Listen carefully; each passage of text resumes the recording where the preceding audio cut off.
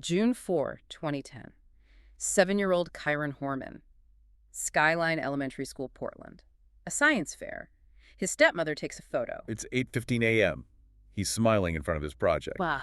By 8:45 a.m., she says she watched him walk to his class. He never arrives. He doesn't get on the bus that afternoon. 15 years on, no body, no arrest. This wasn't a small search. We're talking about Oregon's largest search effort.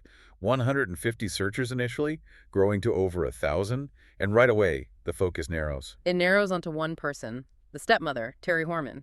She fails 2 polygraphs. Walks out on a third, and then investigators uncover a murder-for-hire plot. Burner phones are found. Her best friend vanishes for 3 hours on the exact same morning. They find nothing out in the woods. Everything points back to the house. And now, in 2025, the FBI is reviewing the entire case. Those burner phones, they recovered forensic evidence from them. And Terri Horman has been arrested 3 times since on other charges. Never for Kyron, but a civil judge, they called her the prime suspect. Witnesses saw Kyron leave with her. She denies it. After all this time, there is zero justice. Welcome to Whispers of Crime. Follow Whispers of Crime on Apple Podcasts, Spotify, iHeartRadio, Spreaker, and subscribe to our YouTube channel, Whispers of Crime. So let's start with Kyron himself. To understand this case, you really have to understand the kind of child he was. Right, because that's so critical. Who was this little boy? Kyron Richard Horman. He was born in 2002, 7 years old at the time. And he was, by all accounts, a bright kid, but very reserved.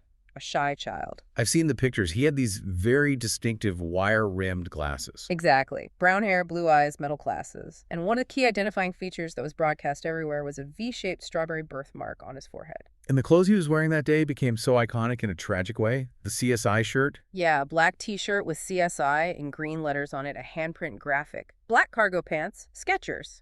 And that shirt wasn't just a shirt. He was really into forensic science. So this wasn't a kid who was likely to just wander off into the woods or, go off with a stranger he didn't know. Absolutely not. Everyone who knew him, family, teachers, they all said the same thing. He was timid. He wouldn't just leave.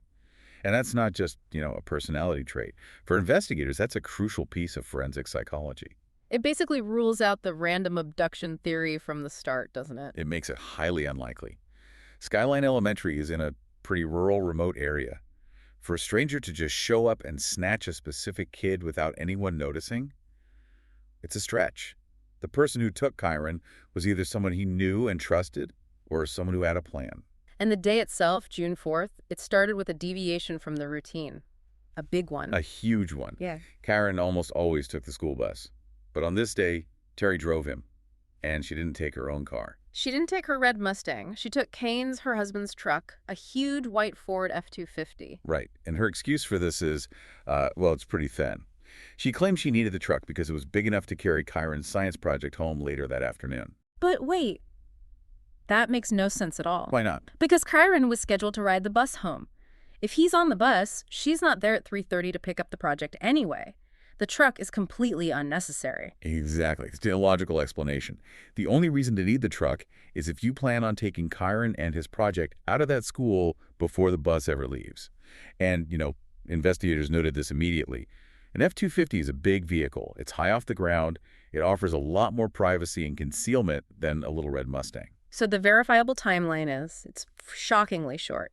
They get to the school around 8 a.m. She takes that final photo of him at 8:01 and 5. And then we get to the heart of the dispute. Her story. Her foundational story, the one she told police, is this. The final bell rings at 8:45 a.m. She walks with Kyron down the hall towards his classroom. She claims she watches him go inside, waves goodbye, and then she leaves the building through a stairwell near the gym. She left him safe. That's her claim. But he was never marked present. No. His teacher, Christina Porter, marked him absent at 9:00 a.m. And here's a really chilling detail. His coat and his book bag. They were found in the classroom. So he got to the door, maybe even stepped inside, but he never actually sat down and started his day. It suggests he was there at the threshold and then was led away.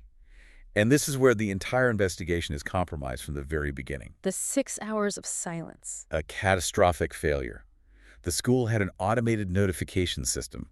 It was supposed to call parents if their child was marked absent. It just didn't work. It failed completely. So for more than 6 hours, from 9 a.m. until 3:30 p.m., no one knew Kyron was missing. Kane, his father, only found out when he got a call saying Kyron wasn't on the bus. In any child abduction case, those first few hours are everything. And here, they were just gone. And the evidence suggests this wasn't just a random computer glitch. It feels like Terri might have prepared for this delay. That's what investigators believe. This is probably one of the most damning pieces of evidence pointing to premeditation. Terri had told Kyron's teacher that he had a doctor's appointment on June 4th. So the teacher wouldn't be surprised when he was marked absent. She'd just assume he was at the doctor. Exactly. It would prevent her from making an immediate manual call to Kane at work. Later, when questioned, Terri tried to walk it back. She said, "Oh, I misspoke. I meant June 11th. But that correction is just as illogical as the story about the truck. It's completely illogical. School was scheduled to be out for the summer before June 11th. There would be no reason to tell a teacher about an appointment on a day when school isn't even in session. So investigators saw this as a preemptive lie, a way to guarantee herself a buffer, a 6-hour window to do whatever she was planning. It's a calculated piece of misdirection. It shows intent, and it's chilling. But what's worse is that her entire story of leaving him at the classroom door is completely contradicted by other people. By witnesses. Multiple witnesses. Kyron's mother, Desiree Young, has said for years that 4 people saw Terri and Kyron together after 8:45 a.m. Not in the hallway, but heading out of the school. And the police reports mention 2 very specific accounts. They do. The first is from a classmate of Kyron's, a boy named Tanner. He reported seeing Kyron walking out of the school with Terri, not into his class, but out the front door, Leaving the building entirely. The second witness was the school bus driver. The driver also saw Terri and Kyron walking together, heading towards the parking lot where that big white truck was parked. Okay, so if those witness accounts are true, and investigators clearly believe they are, then Kyron never went to class. He went to the science fair, and then he left the school with Terri Horman. And that means her entire foundational statement to the police is a lie from the very beginning. She was actively concealing his whereabouts from 8:45 a.m. onward. The focus of the investigation must have shifted instantly. It's no longer a missing person case, it's an abduction case, and the prime suspect is the person reporting him missing. And the timeline they need to investigate is what happened with that white Ford F-250 truck from the moment it pulled out of the Skyline Elementary parking lot. Don't forget to follow Whispers of Crime on Apple Podcasts, Spotify, iHeartRadio, Spreaker, and other podcast platforms for daily updates on every crime, and subscribe to our YouTube channel, Whispers of Crime. Like, share this episode with others who might have information about this case and help. Also, comment your suggestions below. Drop your positive review and rating. Okay, so let's break down Terri's alibi for that morning. Assuming Kyron is with her, either hidden in the truck or somewhere else. She gets back home around 1:21 p.m. That's almost 4 hours she needs to account for. And her alibi is, it's a fascinating thing to look at. It's like she tried to build a story, but every piece of it has a flaw. The first part, from about 9 a.m. to 10:10 a.m., she says she was running errands. At 2 different Fred Meyer stores, right? Yes, one on Embry Drive and another on Walker Road. Her reason. She said she was looking for Motrin for her daughter Kiara, who supposedly had an earache. And what's wrong with that? It sounds like a normal errand. Except when they pulled the surveillance tapes.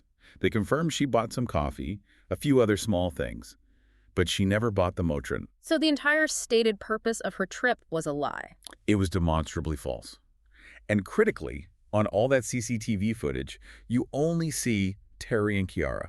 Kyron is nowhere in sight, so either he was hidden in the truck or he was already separated from her before she even got to the first store. So she's creating this paper trail, but it's a weak one. And then she goes dark, the blackout period. This is the most critical window. It runs from roughly 10:40 a.m. to 11:39 a.m. Some accounts say it was closer to 90 minutes.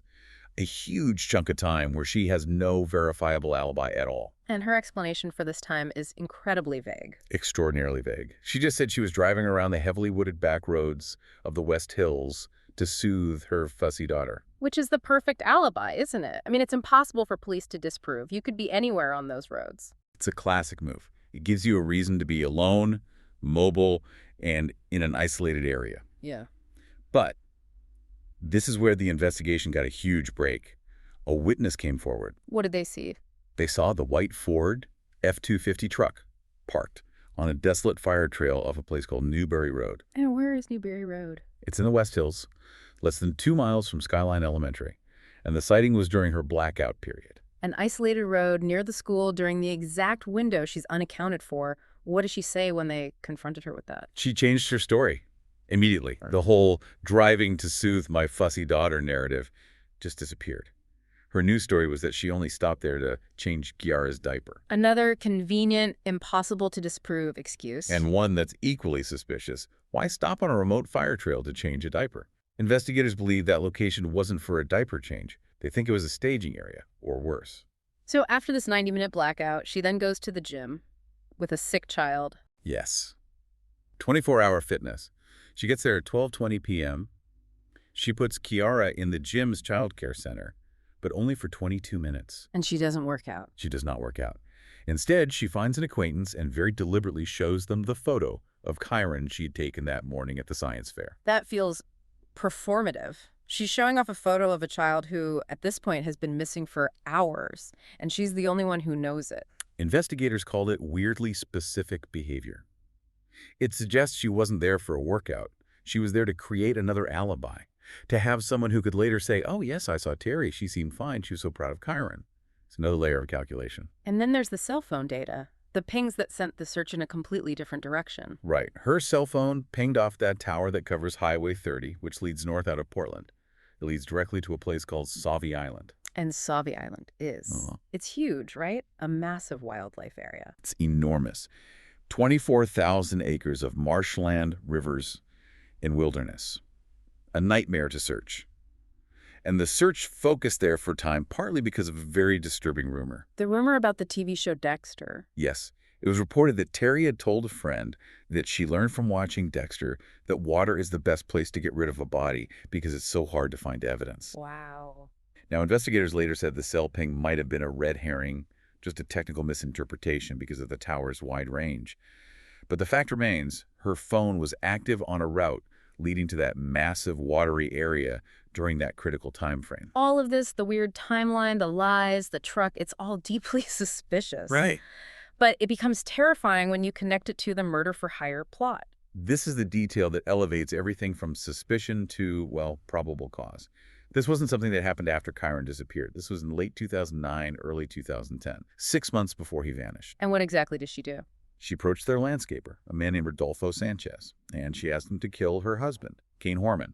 Just asked him to murder her husband. She claimed Kyron had hurt her emotionally, but yeah, the intent was clear, remove him. And Sanchez, to his credit, went to the police. So he set up a sting. They did. On June 26th, just 3 weeks after Kyron went missing, they had Sanchez wear a wire. But Terri was already on high alert. She was suspicious. She met with him but cut the conversation short. Her exact words on the recording are, "I am not going to talk to you about this." So the sting didn't get a full confession, but the police had enough from Sanchez to confirm the plot existed. They had more than enough. And they immediately went to Kyron Horman. They told him about the plot against his life. And they told him officially that they had probable cause to believe Terri was involved in his attempted murder and in Kyron's disappearance. For police to use the words probable cause to a civilian, that's a massive statement. They were certain. It's a huge deal. And Kyron acted on it instantly. 2 days later, on June 28th, he took their daughter, Kiara, and moved out. He filed for divorce and got a restraining order. And he cited what the police told him in that court filing. Explicitly. He wrote that he was leaving because police had informed him there was probable cause she was involved in both crimes. This wasn't just a marriage falling apart. It was a man fleeing for his and his daughter's safety based on a direct police warning. And this wasn't the first time she'd been linked to something like this. No. The investigation uncovered allegations that she'd been looked at for 3 separate murder-for-hire plots over the years, including one against an old boyfriend before she even met Kyron. So when you look at Kyron's disappearance through that lens, the motive becomes so clear and so cold. The theory that everything supports is that this was a direct, calculated act to hurt Kyron, to remove this link to him and his family, and to clear her own path to leave the marriage and start a new life.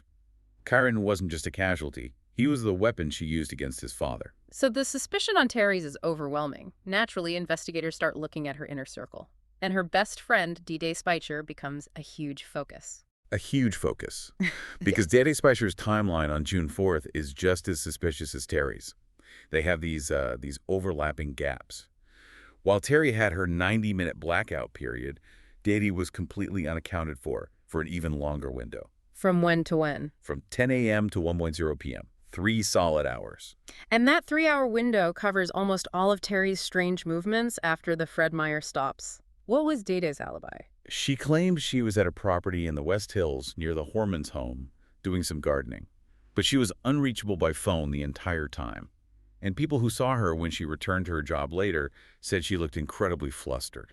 The odds of both the prime suspect and her best friend having major overlapping alibi gaps on the day a child disappears. It's just not a coincidence. It's almost impossible. It points so strongly to coordination, to maybe even a handoff where Terri meets an accomplice and passes Kyron off. So what happened when they tried to get Day-Day to talk about those 3 hours? This is where the case just becomes infuriating from a legal standpoint. The prosecution offered deep spite immunity. So basically, tell us what you know and we promise we won't charge you for it. Yeah, exactly. And she still refused to cooperate. In a sworn deposition, she pleaded her Fifth Amendment right against self-incrimination 142 times. 142 times, even with immunity. What does that signal to an investigator? It's a gigantic red flag. It suggests that whatever the truth is, it's so incriminating that even immunity doesn't make her feel safe. She refused to answer the most basic questions, like whether she was even friends with Terri. It's not just silence, it's active concealment. And this coordinated evasion wasn't just about staying silent in depositions. It got more sophisticated. They started using burner phones. This is direct evidence of a conspiracy to hide their communications. After Kane moved out and the investigation was clearly focused on them, multiple friends of Terri's, including Day-Day Spicher, went out and bought prepaid burner phones. They used cash, sometimes fake names. Because they knew their real phones were being monitored. This isn't what innocent, concerned friends do. Not at all. This is what people in a criminal conspiracy do. And Day-Day later admitted she used these phones to talk to Terri and right around the time of the disappearance. The police got those phones. And they found something on them. They did. The official line is that they recovered forensic evidence related to the investigation from those devices. We don't know exactly what it is, but it confirms they were coordinating, and it left a digital trail. A trail that could be the key to the new 2025 review. It absolutely could be. But while all this evasion was happening, Terri's behavior was just astounding. The sexting scandal is one of the most shocking parts of this entire story. This was happening while the search for Kyron was at its absolute peak. Yes. The entire community is out looking for this little boy, and she is sending over 100 text messages, many of them sexually explicit, to a man named Michael Cook. Who is Kane's high school friend. Kane's friend. The messages are unbelievable. Things like, "I want you so bad, I'll show you what pleasure is." And then, revealing her motive so clearly, she texts, "I hate him, Kane. He's trying to trap me." It shows a complete and total detachment from the situation. She's not a grieving stepmother. She's planning her exit strategy. It reinforces that motive theory perfectly. For her, Kyron's disappearance was a tool, a way to hurt Kane and free herself. Her focus was already on her next life, while the world was still searching for the child she was supposed to be protecting. With the criminal case stalled, Kyron's mom, Desiree Young, tried to force the issue in civil court. She did.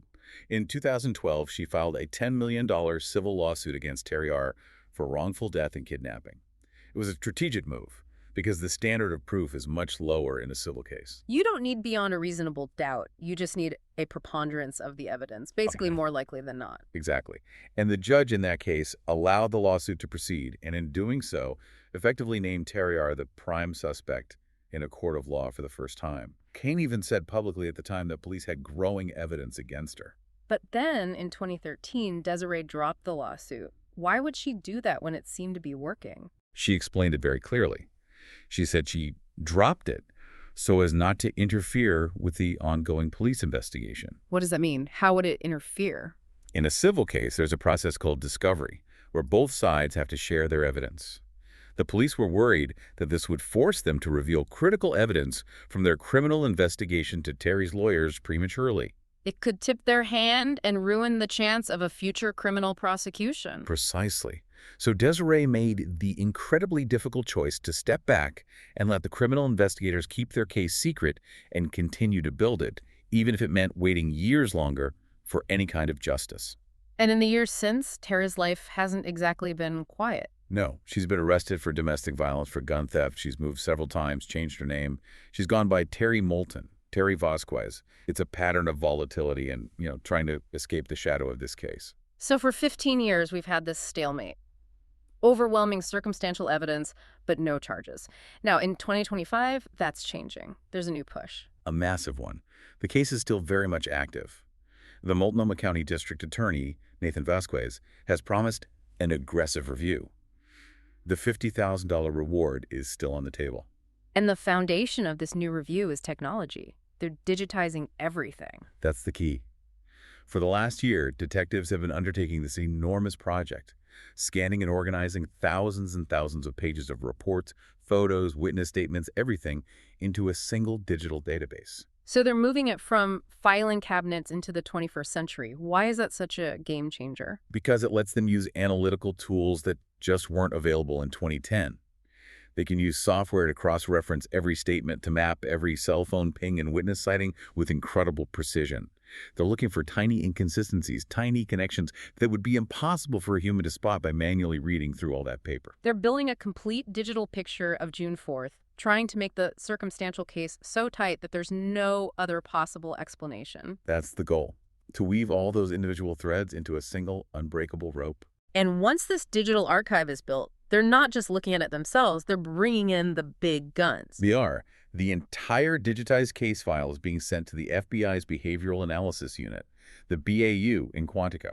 And the BAU's job isn't to look at physical evidence. They analyze behavior. They build psychological profiles. Right. They specialize in these complex, high-stakes cases. They'll scrutinize every single thing Terri Horman said and did, her lies about the doctor's appointment, the fake errand to buy Motrin, the weirdly specific behavior at the gym. They'll analyze all of it. So they're basically creating a psychological narrative of a killer. They're connecting the dots from a behavioral standpoint. They'll link the murder-for-hire plot to the burner phones, to the alibi construction, to show a clear pattern of premeditation, calculation, and a specific psychological motive. Their report will essentially give prosecutors a roadmap for how to present Terri's state of mind to a jury. But even with all of this, we still come back to the biggest hurdle, the one that stalled this case for 15 years. Nobody has ever been found. And that is the ultimate challenge in court. To prosecute a murder case without the victim's remains, the circumstantial evidence has to be so overwhelming that it leaves absolutely no room for reasonable doubt. You have to prove not only that the person is dead, but that this specific defendant killed them. Which explains why prosecutors have been so hesitant. They had probable cause 15 years ago, but they held back. It's all about risk. You only get one shot. If they charge her and lose, if a grand jury refuses to indict, or if she's acquitted at trial, it's over. Double jeopardy means they can never charge her again for this crime. Even if Kyron's remains were found the next day. Even then. So this new digital review, this BAU analysis, it's their attempt to make sure that when and if they finally go to court, their case is 100% airtight. They can't afford anything less. It's just a tragic situation. The police are certain they know who did it, but the legal system requires a level of proof that so far has been just out of reach. The entire Kyron Horman case is defined by that tension.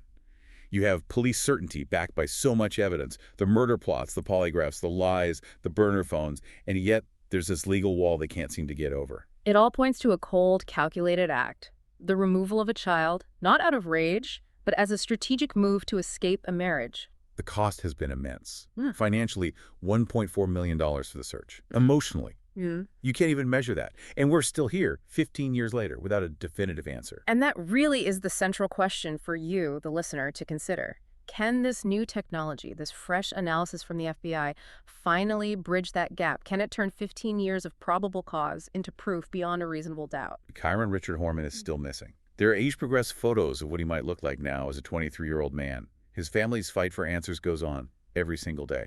If you have any information about this case, no matter how insignificant you think it might be, please contact the Multnomah County Sheriff's Office tip line. The number is 503-988-0560. You can also email tips at mcsoo.us or contact the National Center for Missing and Exploited Children at 1-800-THE-LOST. Don't forget to follow Whispers of Crime on Apple Podcasts, Spotify, iHeartRadio, Spreaker, and other podcast platforms for daily updates on every crime, and subscribe to our YouTube channel, Whispers of Crime. Like, share this episode with others who might have information about this case and help. Also, comment your suggestions below. Drop your positive review and rating.